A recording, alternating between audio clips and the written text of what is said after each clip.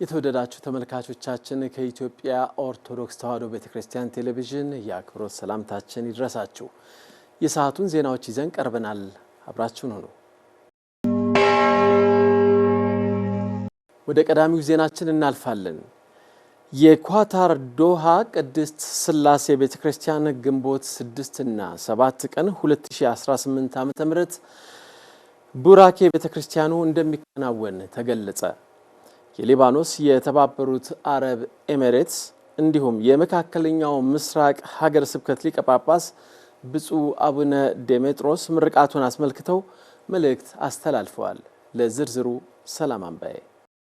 በመካከለኛው ምስራቅ በረሃ ላይ በታላቅ ተጋድሎ የታነጸውና የብዙዎችን ልብ በደስታ የሞላው የኳታር ዶሃ ጽርሐ አርያም ቅድስት ሥላሴ ቤተክርስቲያን በመጪው ግንቦት 6 እና 7 ቀን 2018 ዓ.ም በታላቅ ድምቀት እንደሚመረቅ ተበስሯል። የሊባኖስ የተባበሩት አረብ ኤሚሬትስና የመካከለኛው ምስራቅ ሀገረ ስብከት ሊቀ ጳጳስ ብፁዕ አቡነ ዲሜጥሮስ ስለ ምርቃቱ አስመልክተው ባስተላለፉት አባታዊ መልእክት ቤተክርስቲያኑ ህንጻው ተጠናቆ ለምርቃት በመብቃቱ የተሰማቸውን ደስታ ገልጸው ለመላው ምእመናን የእንኳን ደስ አላችሁ መልእክት አስተላልፈዋል። የሊባኖስ የተባበሩት አረብ ኤሚሬትስ በመካከለኛው ምስራቅ ሀገረ ስብከት ስር የምትገኘው የኳታር ዶሃ ጽርሐ አርያም ቅድስት ሥላሴ ቤተክርስቲያን ግንቦት 6 እና 7 ይመረቃል። በዚሁ ዕለት ብፁዕ ወቅዱስ አባታችን አቡነ ማትያስ ቀዳማዊ ፓትርያርክ ርዕሰ ሊቃነ ጳጳሳት ዘኢትዮጵያ ሊቀ ጳጳስ ዘአክሱም ወዕጨጌ ዘመንበረ ተክለ ሃይማኖት፣ ብፁዓን አበው ሊቃነ ጳጳሳት፣ የመንግስት አካላት፣ ጥሪ የተደረገላቸው ሊቃውንተ ቤተክርስቲያን በተገኙበት ምርቃቱ ይከናወናል። ይህንን የምታዩና የምትሰሙ በውስጥና በውጭ ሀገር ያላችሁ ኦርቶዶክሳውያን በሙሉ በዚህ ዕለት ተገኝታችሁ የበረከቱ ተሳታፊዎች እንድትሆኑ ሀገረ ስብከታችን ጥሪውን ያስተላልፋል። የሀገረ ስብከቱ ዋና ስራ አስኪያጅ መልአከመዊ ቀሲስ ደረጀ በበኩላቸው በኳታር የሚገኙ ምእመናን ቁጥራቸው ጥቂት ቢሆንም ባሳዩት አስደናቂ አንድነትና ጥንካሬ በቦታው ታላቅ ህንጻ ቤተክርስቲያን መገንባት መቻላቸውን ያደነቁ ሲሆን አሁንም በመላው ዓለም የሚገኙ ምእመናን ቀሪ ያልተሟሉ ንዋየ ቅድሳትን ለማሟላት የድርሻቸውን እንዲወጡ ጥሪ አቅርበዋል። እንዲሁም ለቤተ ክርስቲያኑ ግንባታ መሳካት ከፍተኛ ድጋፍ ላደረጉት ለኢፌድሪና ለኳታር መንግስታትም ምስጋናቸውን አቅርበዋል። እዚህ የቤተ ክርስቲያን ምርቃት ቀን ያደረሰንን እግዚአብሔርን ለማመስገን እንዲሁም በኳታር የሚገኙ ማህበረ ምእመናንን እንኳን ደስ አላችሁ፣ ቁጥራችሁ ጥቂት ቢሆንም በአንድነታችሁ፣ በጸሎታችሁ፣ በትጋታችሁ፣ በጥንካሬያችሁ በተቀናጀ በታቀደ ጉዞ በመሄዳችሁ ከሁሉም በላይ ብፁዕ አቡነ ዲሜጥሮስ የሀገረ ስብከታችን ሊቀ ጳጳስ የሚሰጡትን አባታዊ መመሪያ በመፈጸም ይህን ህንጻ ቤተክርስቲያን ሰርታችሁ በመጨረሳችሁ እንኳን ደስ አላችሁ ብለን መርቃቸው በእለቱ ይገባል። ስለዚህ በእለቱ ሁላችንም እንድንገኝ ሀገረ ስብከታችን ጥሪውን ያስተላልፋል። ከዚሁ ጋር እንግዲህ ህንጻ ቤተክርስቲያኑ ተሰርቶ ተጠናቀቀ እንጂ ለህንጻ ቤተክርስቲያኑ ቀጣይ አገልግሎት የሚያስፈልጉ ልዩ ልዩ ንዋያተ ቅድሳትን ማሟላት የምእመናን ድርሻ ነው። ስለዚህ በአረቡ ዓለምም ሆነ ከአረቡ ዓለም ውጪ የምትኖሩ ኦርቶዶክሳውያን ልክ ለህንጻ ስራው ቤተክርስቲያን ተሻምታችሁ በረከት እንደተካፈላችሁ የቤተ ክርስቲያኑን ንዋየ ቅድሳትም በማሟላት መንፈሳዊ በረከት እንድትሳተፉ ያው ጥሪ ማስተላለፍ እንፈልጋለን። እንግዲህ ህንጻ ቤተ ክርስቲያኑን ሰርቶ ለመፈጸም ብዙ ጸሎቶች፣ ብዙ ስብሰባዎች፣ ብዙ አመራራዊ ጉዞዎች ተደርገዋል። በእነዚህ ሁሉ የተሳተፋችሁትን ሀገረ ስብከታችን ያመሰግናል። ብፁዕ አባታችን አቡነ ዲሜጥሮስ እንግዲህ ወደ አረቡ ዓለም በጵጵስና አገልግሎት ተሹመው ከመጡበት ጊዜ ጀምሮ በተለያዩ የአረቡ አገራት ላይ አብያተ ክርስቲያናትን እየተከሉ እስከዚህ ድረስ ደርሰናል። የምርቃቱን ሂደት አስመልክቶ መልአከ አርያም ቆሞስ አባ ሰርጸ ድንግል እንደገለጹት ቤተክርስቲያኑ ብፁዕ አቡነ ዲሜጥሮስ መሰረት ድንጋይ ካስቀመጡበት ጊዜ ጀምሮ በቅርብ አባታዊ ክትትል ሲገነባ መቆየቱን ገልጸው ምርቃቱን በተመለከተ ማብራሪያ ሰጥተዋል። እኛ ዛሬ በዚህ የተሰበሰብነው የእግዚአብሔር ፈቃድ ሆኖ በብፁዕ አባታችን አቡነ ዲሜጥሮስ የሊባኖስን የተባበሩት አረብ ኤምሬትስና የመካከለኛው ምስራቅ አህጉረ ስብከት ሊቀ ጳጳስ የቅዱስ ሲኖዶስ አባል ጸሎትና ቡራኬ ግንቦት 24 ቀን 2010 ወይንም ጁን 1 2018 የመሰረት ድንጋይ በማስቀመጥ ስራውን ያስጀመሩትና ትጉሃን ልጆቻቸው በጽናት በትጋት በታማኝነት በምእመናን ልግስና በሰበካ ጉባኤውና በህንጻ ሰሪው ኮሚቴ ጥንካሬ በብፁዕነታቸው የቅርብ ክትትል ሲገነባ የቆየው የቀጠር ዶሃ ጽርሐ አርያም ቅድስት ሥላሴ ቤተክርስቲያን ግንባታው ተጠናቆ ቅዳሴ ቤቱን ለማክበር የምርቃቱን ትክክለኛ ቀን በሩቅም በቅርብም ሆናችሁ በጉጉት ለምትጠባበቁ ምእመናን ልጆቻችን በሙሉ ይህ የምርቃት ጉዞ በረሃው አበባ አወጣ ምድረ በዳውም ለክርስቶስ ታነጸ በሚል መሪ ቃል ተሰይሟል።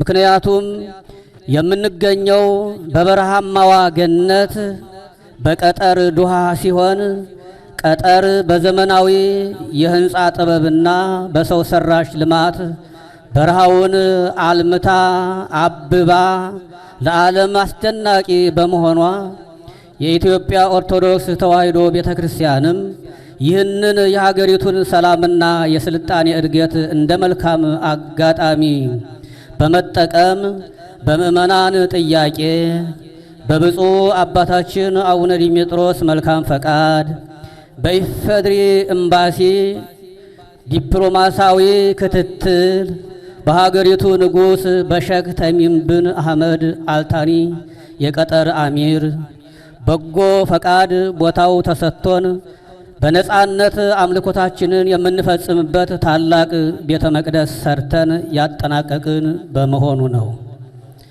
በዚሁ አጋጣሚ ለቀጠር መንግስትና ለኢፌድሪ ኤምባሲ ያለኝን ታላቅ ምስጋና በቅድስት ቤተክርስቲያን ስም ላመሰግናቸው እወዳለሁ።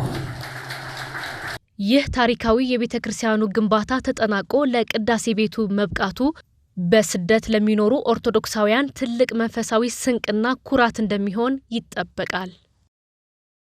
በኳታር የምትገኘው ቅድስት ቤተክርስቲያን ክብሯ ተጠብቆ እንድትዘልቅ መንግስት ድጋፉን አጠናክሮ እንደሚቀጥል የኳታር የመንና በኢራን የኢትዮጵያ ፌዴራላዊ ዲሞክራሲያዊ ሪፐብሊክ መልእክተኛና ባለሙሉ ስልጣን አምባሳደር ፈይሰል አሊ ኢብራሂም ተናገሩ። ዝርዝሩን ያረካል አድማሱ አዘጋጅቶታል። የኳታር ዶሃ ጽርሐ አርያም ቅድስት ሥላሴ ህንጻ ቤተክርስቲያን ግንቦት 6 እና 7 ቀን 2018 ዓ.ም ይመረቃል። የምርቃት መርሃ ግብሩ ይፋ ሲሆን መልእክት ያስተላለፉት የቀጠር የየመንና የኢራን የኢፌድሪ ልዩ መልእክተኛና ባለሙሉ ስልጣን አምባሳደር ፈይሰል አሊ ኢብራሂም በኳታር የምትገኘው ቅድስት ቤተክርስቲያን ክብሯ ተጠብቆ እንድትዘልቅ መንግስት ድጋፉን አጠናክሮ ይቀጥላል ብለዋል። ይሄ ፕሮጀክት እንዳጋጣሚ ሆኖ እንግዲህ እኔ ዶሃ ብዙ ቆይቻለሁ። ሁሉም እርግጠኛ ነኝ ሁሉም የኢትዮጵያ አምባሳደሮች ዶሃ ላይ ያሉት ከክቡር አምባሳደር ምስጋኑ አርጋ ጀምሮ ትልቅ አሻራ አሳርፈዋል። እኔ እንግዲህ ሁለተኛ ጊዜ ነው ተመልሼ ወደ ዶሃ የመጣሁት። ምክትል የሚስዮን መሪ ከነበርኩበት ጊዜ ጀምሮ ይሄ ህንጻ ቤተክርስቲያን እዚህ ሀገር ላይ እናንተ በፈለጋችሁት ሁኔታ በእናንተ መሻት ላይ ተመስርቶ እንዲገነባ በሚታደርጉትን ጥረት ሁሉም አምባሳደሮች ሲደግፉ ነው የነበረው።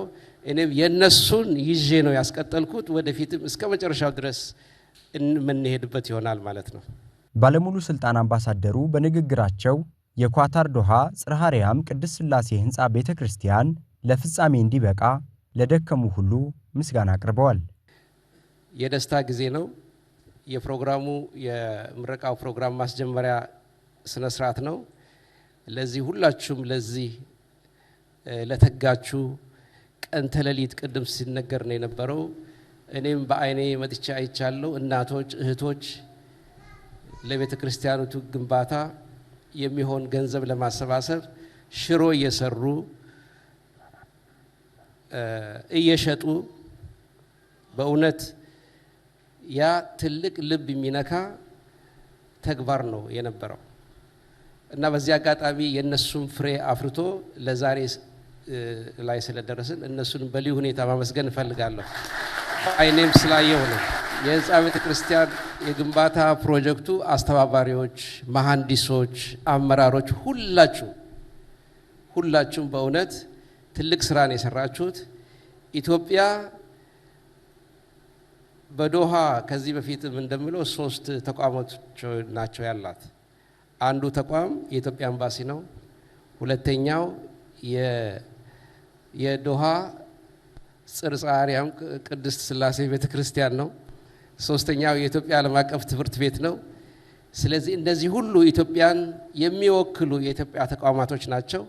የኛ እንደ አይናችን የምንከታተላቸው የኢትዮጵያዊነታችን መገለጫ የሆኑ ናቸው። ስለዚህ ሁላችሁም እንኳን ደስ አላችሁ። የህንጻ ቤተክርስቲያን አሰሪ ኮሚቴዎች ዛሬ ለፍጻሜ ከመድረሳቸው አስቀድሞ መልከ ብዙ ውጣ ውረድ ማሳለፋቸውንም በዚሁ ጊዜ ጠቁመዋል።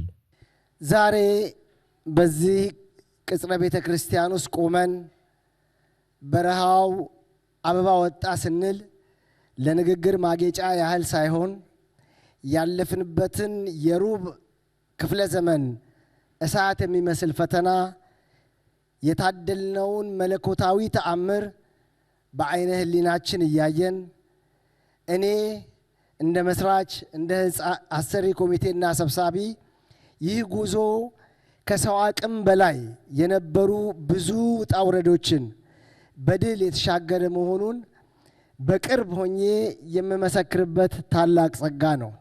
የዶሃ ደግ ምእመናን እንደዚሁ ከዚህ በፊት የመጡ ጥሩ አባቶች እንደዚህ በሰበካ ጉባኤ፣ በሰንበት ትምህርት ቤት፣ በበዓል አዘጋጅ፣ በቴክኒክ ክፍል በእውነት በጣም መልካም ሰዎች በመኖራቸው ዛሬ እንግዲህ ያ ሁሉ መንከራተት፣ ያ ሁሉ መውጣት፣ ያ ሁሉ መውረድ ቀርቶ ዛሬ እንግዲህ በራሳችን ቤተክርስቲያን ይሄን የመሰለ ካቴድራል ሰርተን እንግዲህ በእውነት ይሄንን ነገር ለማየት እግዚአብሔር ስላበቃን በጣም ደስ ብሎኛል። የኳታር ዶሃ ጽርሐ አርያም ቅድስት ሥላሴ ሕንጻ ቤተክርስቲያን የምርቃት መርሃ ግብርን በሚመለከት ተጨማሪ መረጃ የሚፈልጉ ሁሉ የህዝብ ግንኙነት ክፍሉን ማነጋገር የሚቻል መሆኑም ተመላክቷል። እያንዳንዱ ምእመናን የዚህ በዓል አምባሳደር እንዲሆን ጥሪ እናቀርባለን። የቤተክርስቲያናችንን ይፋዊ ገጽ ኦፊሻል ፔጅ በመከታተልና ትክክለኛ መረጃውን በማጋራት የድርሻችሁን እንድትወጡ እንጠይቃለን። በመጨረሻም ይህ ምርቃት ጉዞ በሰላም ተጀምሮ በክብር እንዲጠናቀቅ እውነትንና መንፈሳዊ መሰረትን ያደረገ የመረጃ ፍሰት እንዲኖር የህዝብ ግንኙነት ክፍላችን ቀንና ሌሊት እንደሚሰራ ቃል እንገባለን። ለማንኛውም መረጃ፣ ለማንኛውም ጥያቄ በዚህ በተዘጋጀው የስልክ ቁጥር 33 42 62 30 የህዝብ ግንኙነት ስልክ ቁጥር ነው። በዚህ መጠቀምና መረጃ መጠየቅ ትችላላችሁ። ይሄም በቤተ ክርስቲያናችን በኖላዊ ሚዲያ ፔጅ ላይ ይለቀቃል ማለት ነው። በረሃው አበባ አውጥቷል። አሁንም የቀረንም በጋራ ለማክበር እንዘጋጅ። እንኳን ደስ አላችሁ።